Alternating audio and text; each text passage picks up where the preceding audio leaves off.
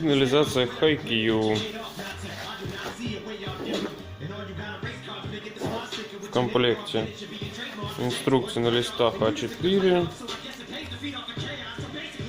техническая поддержка, гарантийный талон, диск,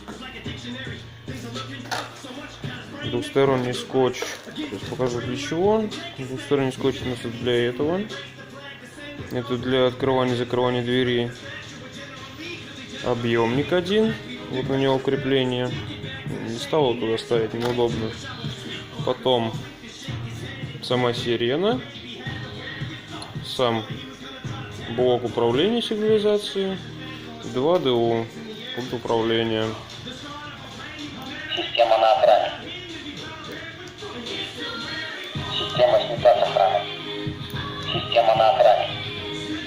Система на охране. Система снята с охраны. Также проверяем сейчас. Ну, объемник пока отключен. Ставим на охрану. И открываем дверь. Вот так она громко орет. Очень громко. Закрываем дверь. Включаем объемник. Все, он успокоился. Ставим. Делаем сработку. Не люблю дела с объемниками, особенно когда они неровно лежат. Все. Вот так работает сигнализация. Это Hi-Q. У нее есть, пока сигнализацию мы отключим, есть слот для сим-карты. Вот он, да, он виден. Вот. Также для управления, перезагрузки. Есть все.